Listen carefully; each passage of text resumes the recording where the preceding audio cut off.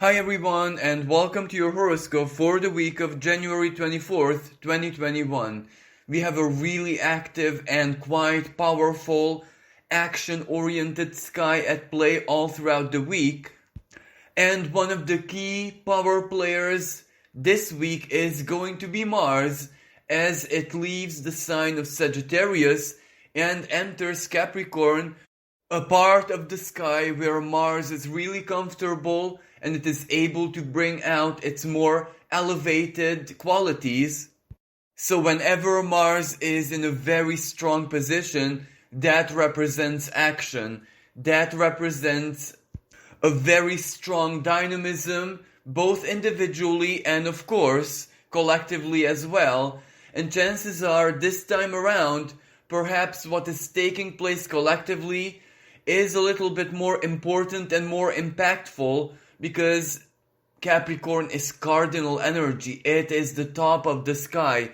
It is the world stage. It is all about centralized power, governments, leaders, big structures, the very foundations of order within society. So very important events publicly are definitely going to be awaiting all of us. And it is this week where Mars does make a rather delicate conjunction with a dwarf planet named Ixion. And this conjunction is going to perfect itself on the 27th of January. And the reason why this is a little bit uncomfortable is because the symbolism of Ixion is about immorality, lawlessness, criminal activity, evading the law. It is a really violent and quite twisted dwarf planet. In mythology, Ixion was a king who, of course, committed a lot of crimes, but Jupiter, the king of the gods, pardoned him, and instead of being very grateful and minding his own business, he actually attempted to rape Jupiter's wife. So that was a gesture, an act beyond pardon. So of course he was banished to the abyssal realms. And this is where we have to take into consideration the energy and symbolism of Capricorn. So that means government, that means politicians, that means centralized power, big corporations, Ixion lawlessness, Ixion crimes that have been committed, especially financial crimes, or perhaps sexual crimes that is also linked to the symbolism of Capricorn. And Mars activates this. Mars, by the ancients Greek, was considered another malevolent planet, the lower malefic, Saturn being the greater malefic. So this conjunction can be a little bit uncomfortable because what happens? This is also a militaristic energy, which means there has to be an aggressor, there has to be a power player, of course, on the world stage, who goes against perhaps international law or human rights or big agreements, pacts, treaties, etc. And one of the expressions of this energy is playing out already. And the reason why I know this so very well is because it's happening in our neighboring country, Ukraine, where Russia is literally invading it. So this is bound to lead to some kind of conflict. But of course, this can go either way, in the sense that this doesn't have to be bad news. This is basically just an eye-opener that certain patterns of the past are still very much playing out on the world stage. This is where, especially the symbolism of Ixion, and combined with the South Node activating the energy of Scorpio secrets, a lot of hidden agendas are playing out, and there is absolutely nothing we can do about it. But of course, this isn't the only expression of this energy. Mars in the sign of Capricorn activates its militaristic side, which is law enforcement, which is the coercive power of the state, which is top-down authority. So we might be seeing a certain abuse and misuse of power playing out in several different countries, several different nations in the world out there, especially that Pluto is also activated by Mercury, so there is going to be talks, discussions, and Mercury is the planet which from a collective perspective governs news. So there is going to be a lot of news out there. And last but not least, this is also economic energy. So we might be also seeing certain economic movements, decisions, strategies taken by governments, perhaps not now, perhaps a few months ago, that are going to see daylight but in a different way that they have been presented to us. This is where the shadow side, that which was done in secret, is going to be revealed, and this will definitely cause a lot of tension on the world stage because this is Capricorn. And this is one of those weeks where the sign of Capricorn isn't just activated by the big astrological power players as in Pluto, Mercury retrograde, Venus retrograde, and now also Mars being in that part of the sky.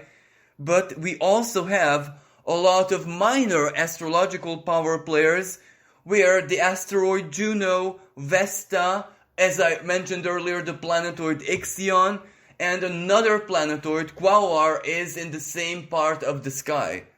So this puts a lot of emphasis on Capricorn, both individually where this sign falls in our chart, but also, as I said, Capricorn is the world stage. Whatever happens collectively or at least in your country, that influences basically everyone. Now, of course, Mars entering and activating the sign of Capricorn from an individual perspective, well, that might be a totally different picture because Mars is an exaltation.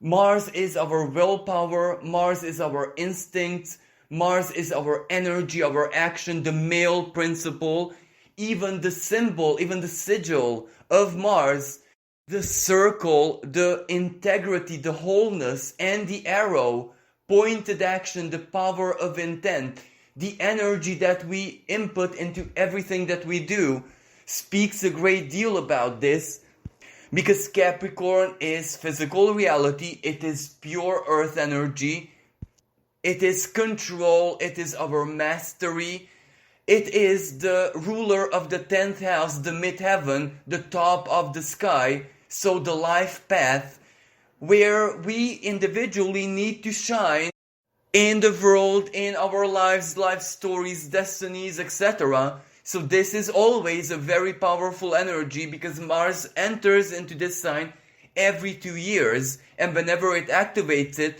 well, usually for us individuals, it is time for work, it is time to make those big moves professionally, it is time to invest energy, money, resources, ideas, alliances, partnerships into project, into everything lucrative, into accomplishing our desires, whatever it is that we want to work for. This energy, of course, requires work and sacrifice, but that work is empowered. So chances are it comes to fruition, even if not immediately, but whatever we do under a Mars in the sign of Capricorn, well, that usually leaves a powerful and usually beneficial impact for us.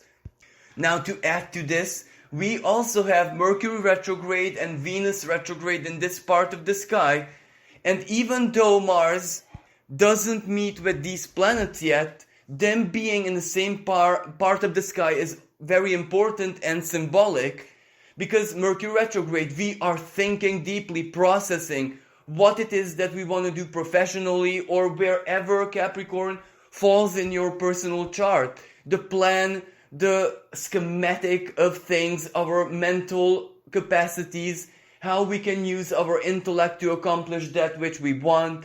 For some people, it can also be travels, alliances, negotiations, contracts, even romantic partnerships, especially if we add Venus. And then, yes, Venus, especially in her retrograde phase, our emotions, our feelings, our values, that which we wish to attract and enjoy in our lives. Do we love the person? Do we love the job? Do we love the career? Do we love the setup? Do we love that which we're doing every day for our purposes, for our goals? Of course, this is highly dependent of where Capricorn falls in your chart, but whatever house that is, whatever area of life that is, it is still earthly, practical, down to earth, and it is a lot under your control because that is the very nature of Capricorn, especially with Mars in it, and not to mention Pluto's long stay in this part of the sky. That is where the universe wants you to take control and ownership of whatever is there. And Mars activating this energy is really, really beneficial. It may not be easy for everyone, of course, because we might have this Capricorn in maybe uncomfortable positions in our chart, or we might have delicate planets and celestial conversations individually here, yet still energy, investment, ambition, strong will of iron, and also asking for help, especially from the symbol of Capricorn, our elders, our superiors, our managers, etc., collaborating, negotiating with Mercury here as well. It always leads to something. And another expression of this energy, due to the fact that Venus is coming to a standstill, so at the very end of the week she is standing still in the sky, preparing to go direct. And that means our emotions are getting a certain kind of clarity. They are basically heating up, no more confusion. We are drawing, at least from an emotional perspective, very important conclusions of what it is that we love, what it is that we do not love, what it is that resonates with our value system, and what it is that we have to discard. And with the planet of action being here, even if we cannot take action immediately, this is a strong, strong preparation energy. And the conjunction with Ixion from a personal perspective, maybe in one way or another we might have to cheat a little bit, we might have to call the friends or acquaintances in high places, we might have to embody the trickster, the Loki aspect of Mercury, planet of thieves, but of course not in a criminal way or that which is against the law. But some influence always helps. If we know a manager somewhere at a big company, or as I said, have friends in high places, especially those who owe us something, well, this is the best moment to call them and, ask for the favor. Also, towards the end of the week, Mars in Capricorn in exaltation will start to hold a sextile with Jupiter. So that means that our actions, the work, the investment that we do, might become very, very lucky. Another energy that we start the week under is Mercury very close to the Sun, Mercury retrograde. So this means further clarity coming in. We might not have the full big picture, the puzzle completed of what this Mercury retrograde means for us personally, but things are starting to make sense. Things are starting to add up. Communication is coming in. We get information, like real, practical, down-to-earth information from whoever it is that we need. And of course, not that long after, on the 29th of January, this Mercury retrograde meets Pluto for the second time, and that will be a moment of big truth. It may be just psychological truth. Pluto may represent our shadow and everything that is in our unconscious that needs to come up. So basically, whenever Pluto is activated by Mercury, whatever is hidden, repressed, refueled inside of us, It doesn't stay hidden. So this might be a big moment of truth, a big moment of clarity, important communication coming in, or it can also represent, for example, gossip or mouth word, etc. But whatever that is, even if it's just your own epiphany, just your own realization, it still matters because, as I said, it completes the puzzle. It gets us there. Even if it might come through a little bit uncomfortable, because, Mercury retrograde with Pluto can represent messages, communication, big truth from exes. And when I say ex, well, it's not just a romantic ex, ex-partner, ex-lover, ex-husband, wife, etc. It can be ex-work, career, manager, colleagues, everyone basically from the past. And because it's Mercury, it's not the long past, even though that cannot be excluded. It's the shorter past, whatever was happening in our lives in the past 3 or 4 years. And whatever information, communication, truth, news reaches us, well, it will definitely be helpful, even if what we realize under this energy that, well, it's too late. I don't want to give that person, that job, that whatever it is, another chance. I'm done with it. For real now. I know this in my heart of hearts. Venus retrograde, especially stationary. But it can be a really good energy for that apology, for late appreciation, where you get a call from an ex-job or career, client, whatever, and they truly appreciate your work and they want to reward you, honor you, and you might say, well, I'm really sorry, it's too late, it means nothing to me now. But for other people, it's actual money, financial energy, where even if it's too late, they still get rewarded, so it can be really, really good. And also, as this Mercury retrogrades back into the sign of Capricorn on the 26th of January, well, it immediately holds a trine, a celestial conversation of supreme harmony with the North Node in the sign of Taurus. So one way or another, this is financial energy, progress. Of course, it can also be romantic energy, but one way or another, the North Node in Taurus, it will contribute information-wise, even travel-wise, or contract negotiation, etc., to your longer-term financial stability or value system, or basically, even if we consider relationship and romance and love a value, well, that is included. On the world stage, we might receive some good news from a financial perspective, even though things are chaotic and in some parts of the world it's really, really hard and basically it's doom and gloom, let's be honest. It can still represent some positive news, some hope, some solution, even if it's not perfected yet. At least it can give us a perspective that we can make it. Now, of course, Mercury will hold this conversation once again after it goes direct. So let's wait and see how the information that we might receive this time is gonna play out later on in the first half of February. Now, of course, all of this energy and everything that I speak about takes place under the Saturn and Uranus square. So, of course, we feel that inner drive, that inner frustration almost, that we need to progress, we need to achieve breakthrough, we need to act very, very fast because we're running out of time, especially individually. So even the most beneficial and beautiful celestial conversations might have this sense of urgency. Okay, it's good news, it gives me hope. I do feel quite empowered, but I still have to hurry. So we need to manage this, especially mentally, because this Uranus and Saturn square is a very, very anxious energy that might slave drive us or give us an exaggerated sense of urgency.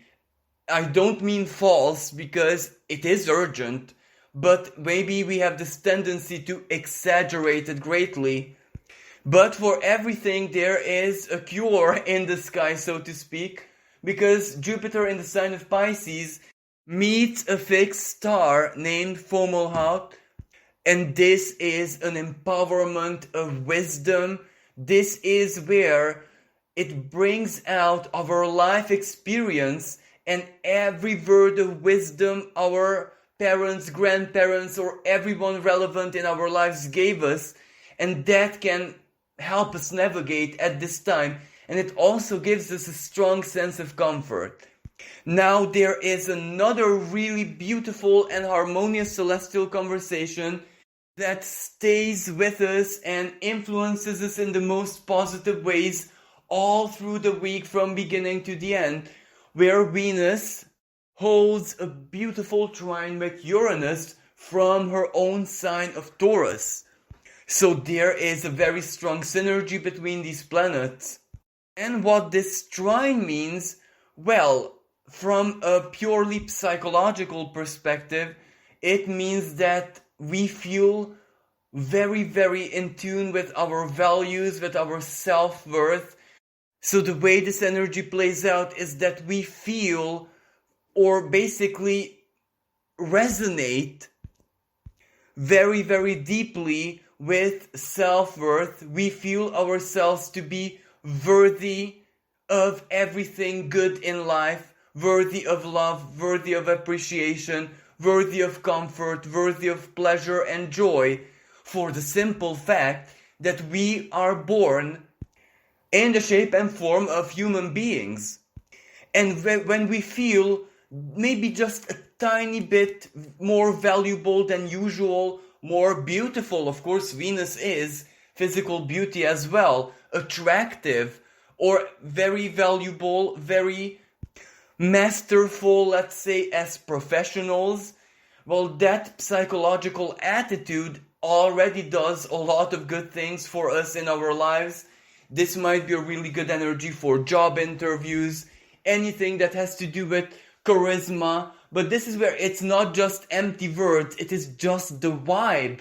It is just an attitude that comes from deep within our instincts.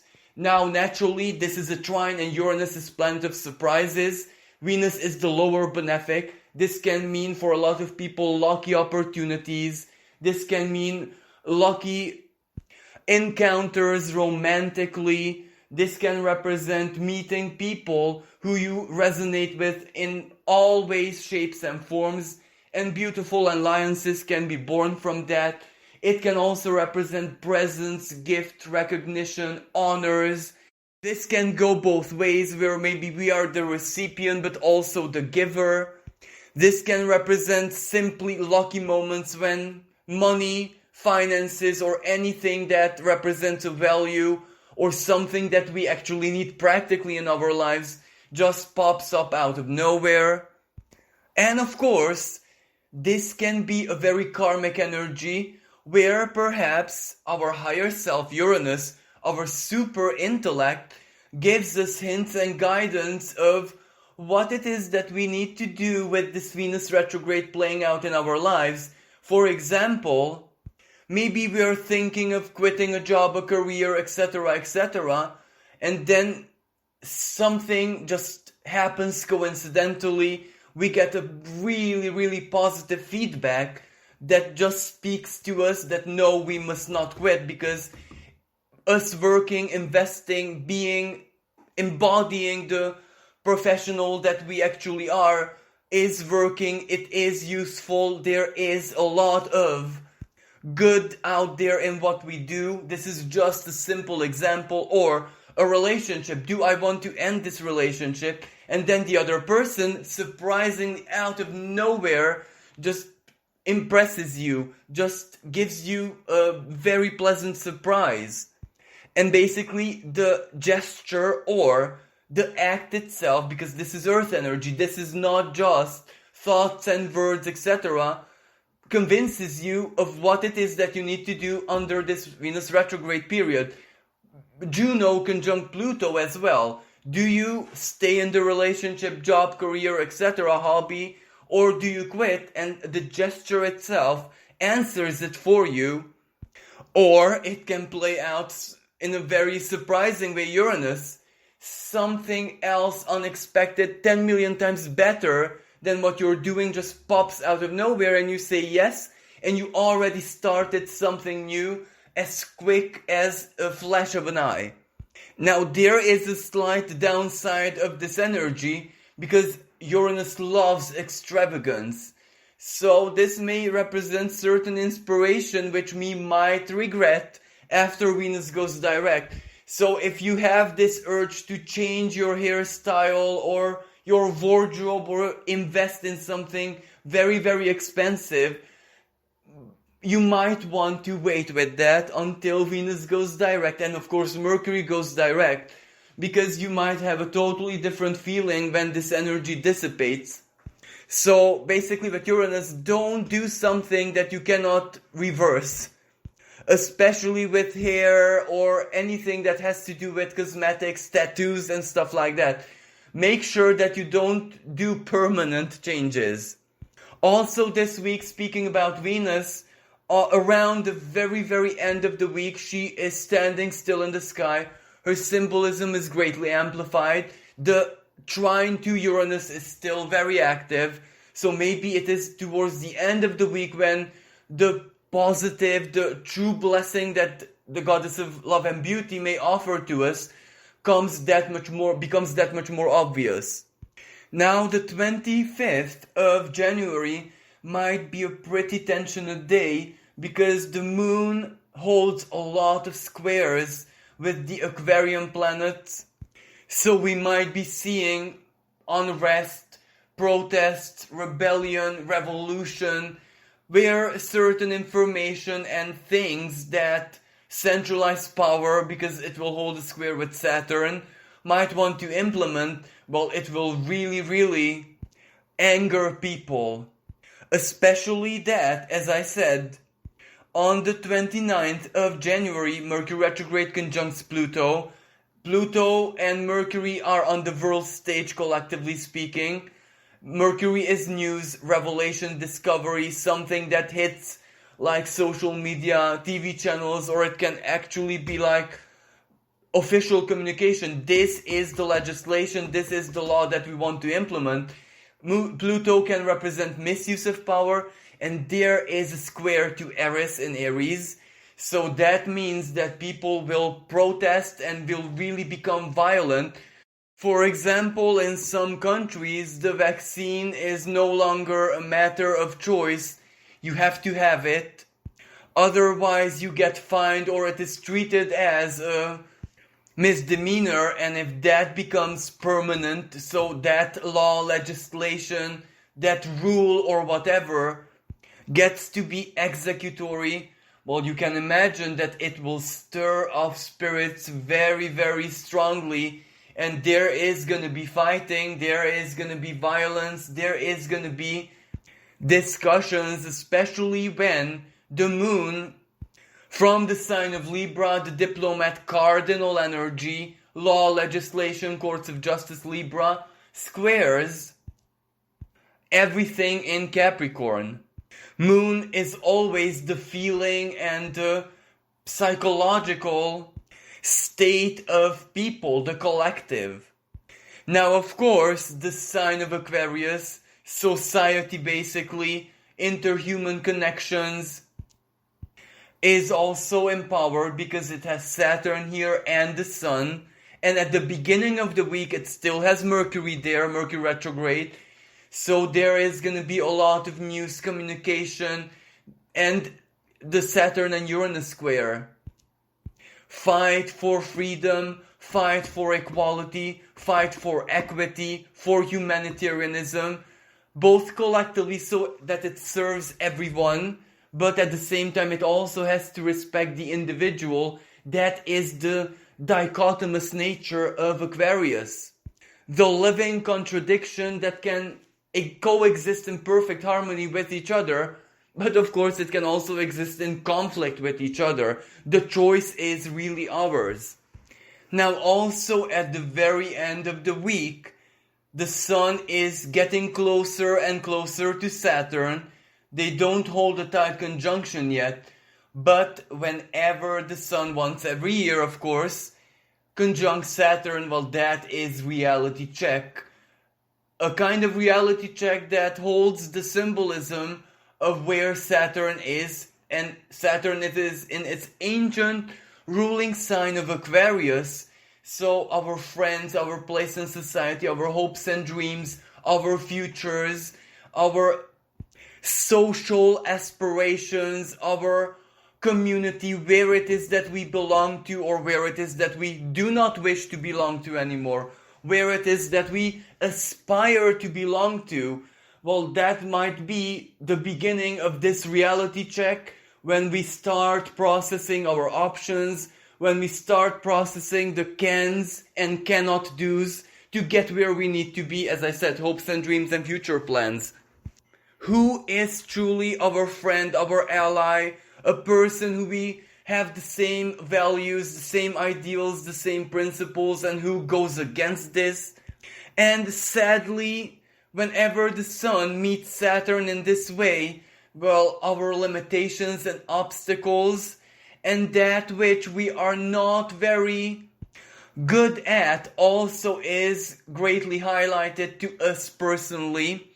But there is always a higher expression of this energy, because at the same time the Sun, the light of our consciousness, and Saturn, the structure, and the big karmic teacher, the mastery itself, well, it also highlights what it is that we're very good at, what it is that we should be focusing at, what are our can-dos, and naturally Saturn. In the sign of Aquarius, how we can overcome everything with intelligence, with mental strength, mental creativity. Aquarius is a very, very strong mental sign. So basically, according to Aquarius, intelligence is the key to everything. Mind over matter. Aquarius, along with its modern ruling planet Uranus, embodies the Cartesian split. I think, therefore I am. So basically, this is a very, very strong cerebral empowerment. And due to this Uranus and Saturn square, the two co-rulers of this sign conversing in tension, basically fighting ideologically one another. Well, Uranus says that there is a way to everything. There is a method in every madness. If you brainstorm, if you bring to the table your most original, authentic, and even bravest expression, because Uranus is the rebel, there is always a chance for a breakthrough. And Uranus in the sign of Taurus, Taurus is stability, Taurus is permanence, Taurus is the fixed earth. And Uranus shakes that up. Uranus sends all of that into chaos. So it also tells us that yes, things are very, very unstable, chaotic, and quite, let's be honest, negative on the world stage there. Poverty, economic collapse, and a huge shift of value systems. People, based on their ideologies, a sign of Aquarius, are splitting into two or more. And these two groups are not willing to cooperate that much with each other. And Uranus is telling us it is uncomfortable, yet it is also the truth, because this isn't just a product of 2020. This is actually how people have always been in their hearts of hearts. And Uranus just takes off the mask. And it shows us this is who you are deep inside. You were always this intolerant. You were always this judgmental. And this goes for all of us. No one is exception to that. Even those people who think of themselves that they have been fair and not judgmental all their lives. Well, Uranus digs deeply into the most arcane parts of the mind, and it reveals the mental bypassing. Of course, we were not judgmental because that was our strategy to get where we want to be. If we wanted to be popular and have a lot of friends, of course we had to be not judgmental. And naturally, Uranus highlights that which is shockingly Uranus real. Pluto might be the deeper truth here, the subjective truth in a sense, what is in our unconscious, but of course that is based on the past and the traumas and experiences. Uranus, on the other hand, it is most objective, as in that is who we were, always in the very core of our beings. And because we're human after all of us are judgmental, all of us are intolerant, all of us are actually the way society is right now. And it may be hard to admit, but at the end of the day, what is Uranus telling us with this? Practically, strategy-wise, yes, the world is in chaos, but seize the opportunity in this Taurus value system. If there is absolutely no other way to overcome the Saturn, the strictness, the rules, the rigidness, and the gatekeepers, let me just give you an example. You're a freelancer or a professional, and of course, the bigger companies or the bigger professionals, the more notorious people overshadow you, eclipse you, and this is basically part of society, part of the custom. And whenever the world is in chaos and poverty and people lost their jobs, their money, so just use this in your advantage. Lower your prices a little bit under the top professionals, etc. And of course, everyone will appeal to you, go to you, seek your professional guidance or whatever it is that you do, business-wise, marketing-wise, or whatever, because they simply cannot afford those people who used to provide them this service, maybe for a lot of years. When people's pockets are in danger, so to speak, they will not be loyal anymore, and this is the truth of human nature, and Uranus says, use this to your advantage. Whenever the world is in chaos, well, some can actually profit handsomely from this, and if there is no other choice, drop your ideals. Drop whatever inner structure Saturn is preventing you from making a profit and just go and do it. Or let me give you a totally other example. With the North Node and the sign of Taurus, well, prices of land, real estate, houses, property, everything, fixed earth is gonna go up. Values, it highlights the value. But this year, this cycle, let's say, Uranus is also in the sign of Taurus, total chaos. Some people will lose their homes because of South Node and Scorpio, debt, mortgage, stuff like that. So for some people, this is a once-in-a-lifetime opportunity, like the bids and licitations and stuff like that.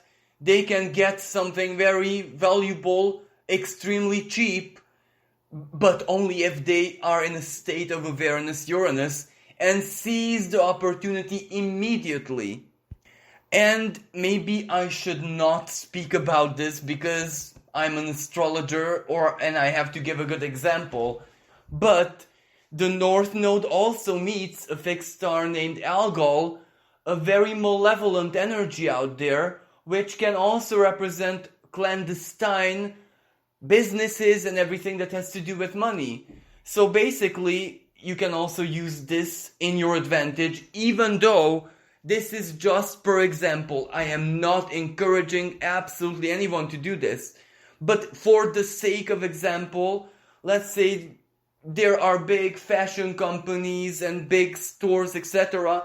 And because of the financial collapse, some people still need to go to a wedding, to a party, a special event. And if you have skill in sewing and stuff like that, or you can just innovate this, well, people will not have the luxury anymore to go to that very famous store or brand or fashion designer.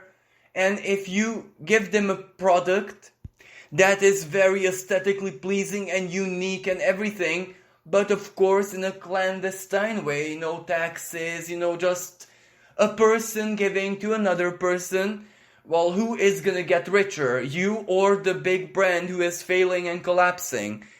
And this is also how value systems change and transform under Uranus.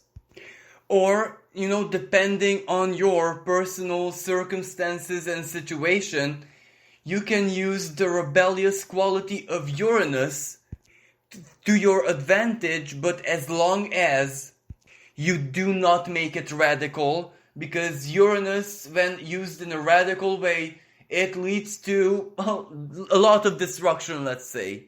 Like, let me give you my own example. I used to always do personal consultations and client work for free, charitably, and my own personal act of rebellion. I don't do it anymore. So when they go to another astrologer or counselor, well, they charge them, but the value that they get in return, well, there is only so much time you can allocate to a person. Even if you put your heart and soul into the work, well, it's still work. It is still business. So you need to think immediately about the next client and the next client. This is a rebellious way how to highlight your own value by stopping to give it. And finally, because of the Uranus and Venus trine, at the end of the week when Venus is standing still in the sky, her symbolism greatly amplified, that might be a really fortunate opportunity and a lucky moment for a lot of people, job-wise, finance-wise, career-wise. It can be something to do with brainstorming, the best idea pops up, or as I said, it can be a moment of breakthrough, but collectively speaking, that is a strong financial energy. So everything that has to do with the new, like cryptocurrencies or alternative business solutions, banking, everything that has to do with the financial world, everything alternative, innovative, new, is gonna have a massive peak. So this can be a good moment for a lot of people with their investment. So this concludes this week's horoscope. Thank you so much for being here and listening to my work. I wish everyone a blessed and wonderful week. Until next time, bye for now.